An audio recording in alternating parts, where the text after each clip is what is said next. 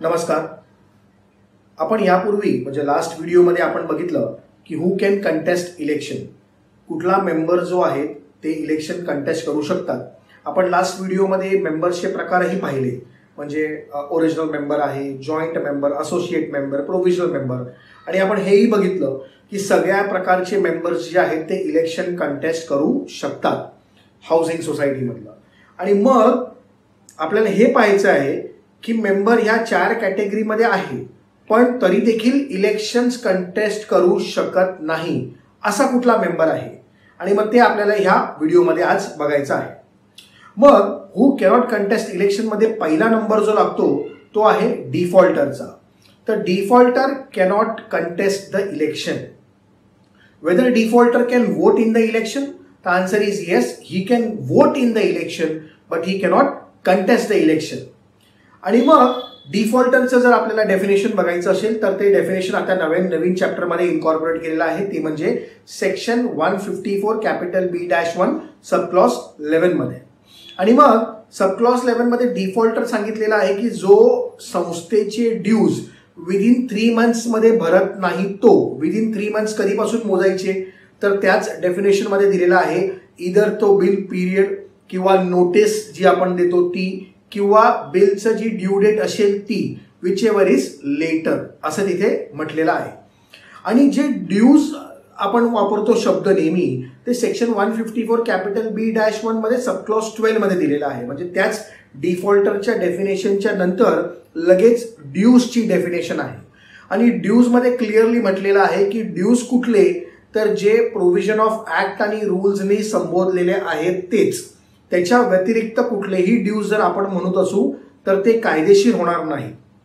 याबद्दल थोडंसं आपल्याला बघायचं आहे. म्हणजे पहिला नंबर जो आहे तो डिफॉल्टरचा आहे, पण आपण हे पण बघितलं की defaulter can vote in the election but he cannot contest the election.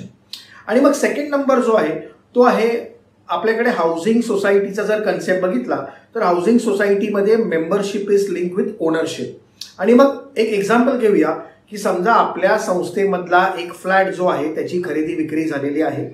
Member जो ए होता आपल्याकडे त्यांनी बी मेंबरला फ्लॅट जो आहे तो विक्री केलेला आहे. बट बी स्टील सोसायटीकडे ट्रान्सफर ऍप्लिकेशनसाठी आलेलं नाही आहे आणि अजूनही संस्थेच्या रेकॉर्डमध्ये एचंच नाव आहे. इलेक्शन्स डिक्लेअर झालेले आहे.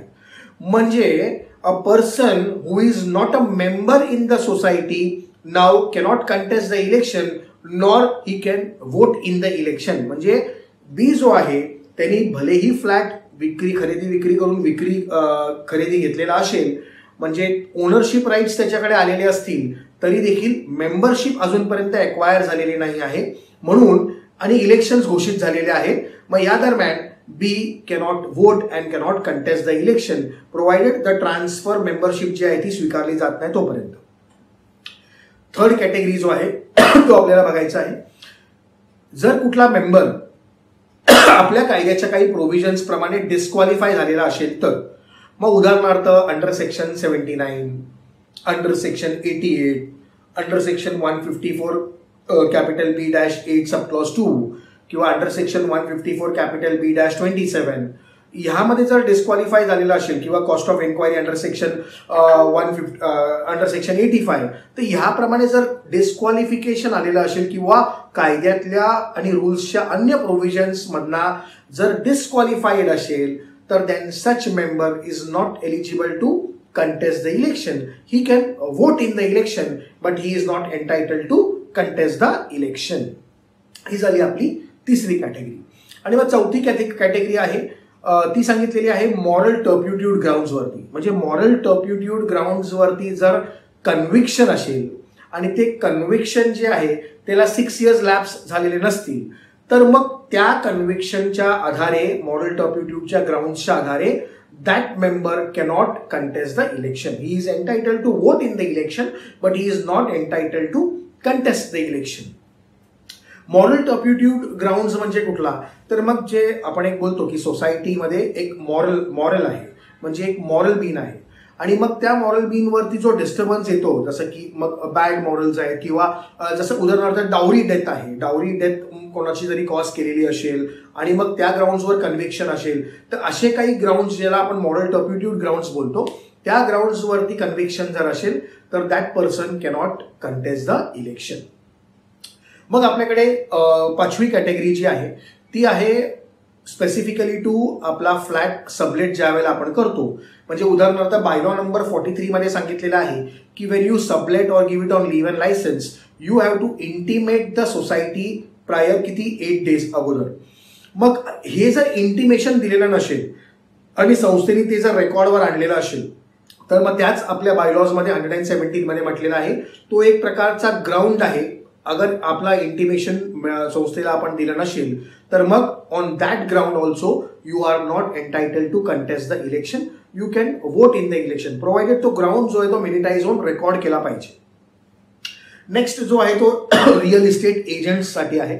रिअल इस्टेट एजंट्स याने आपल्याच बिल्डिंगमध्ये जे खरेदी विक्री फ्लॅट्स खरेदी विक्रीचा व्यवहार करतात किंवा लीव अँड लायसन्सवरती फ्लॅट्स चढवतात.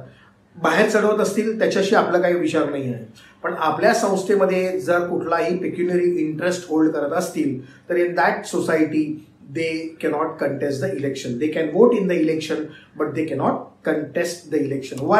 Because आपल्याकडे बायलॉ नंबर 116 नी सांगितलेलं आहे की मेंबर जो कमिटी मेंबर आहे shall not hold the pecuniary interest in that particular society.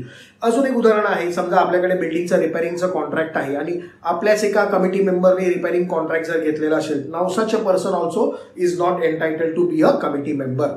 तिथेही त्याला जागा रिकामी करावी लागेल कारण पिक्युनरी इंटरेस्ट होल्ड करायचा नाही. ही झाला आपला हु कॅनॉट कंटेस्ट मधले अजून एक आपण पाहिलं. तर मग अजून नेक्स्ट कुठली कॅटेगरी आहे का, तर येस, मग अजून एक कॅटेगरी आहे अंडर सेक्शन 146 147 कन्व्हिक्शन असेल आणि that if that conviction is 1 year मोर, 1 वर्षापेक्षा जास्त कन्व्हिक्शन झालेलं असेल then such a person also is not entitled to contest the election. He can vote in the election. One more is left out. ते आहेत म्हणजे ज्या मेंबरला 3 पेक्षा जास्त मुलं आहेत. 7 सप्टेंबर 2002 नंतर जर तिसरं चाइल्ड जे आहे ते बॉर्न झालेलं असेल तर मग असा जो मेंबर आहे आपल्या हाऊसिंग सोसायटीमध्ये नाव he also cannot contest the election but he can vote in the election. He is entitled to vote in the election but he is not entitled to contest the election. 7 September 2002 आणि त्याच्यानंतर तिसरं child जर असेल तर. मग समजा 7 September 2002च्या अगोदर फक्त एकच मुलगा आहे मुलं आहे आणि 7 सप्टेंबर 2002 नंतर जर ट्विन्स बॉर्न झालेले असतील तर मग अशा केसमध्ये आपण 3 चाइल्ड पकडत नाही. मग अशा केसमध्ये जेव्हा ट्विन्स बॉर्न होतात तेव्हा त्याला आपण सिंगल डिलिव्हरी काउंट करतो आणि मग अशा वेळेला he can contest the election in this particular example. मग अशा तऱ्हेने आपण बघितलं पूर्ण सिनॅरिओ बघितला की हे मेंबर्स भलेही त्या अगोदरच्या व्हिडिओमध्ये जे आपण डिस्कस केलं होतं की 4 कॅटेगरी ऑफ मेंबर्समध्ये असतील म्हणजे original member, associate member, joint member, provisional member, ह्या कॅटेगरीमध्ये जरी असतील पण ह्या ग्राउंड्स जर वरती डिस्क्वालिफिकेशन असेल तर then such members cannot contest the elections. तर अशा तऱ्हेने आपण who can contest the election आणि who cannot contest the election in cooperative housing society हे पाहण्याचा एक छोटासा प्रयत्न केला. असेच काही व्हिडिओज जे आहेत ते आम्ही तुमच्यासमोर आणत राहणार आहोत. धन्यवाद.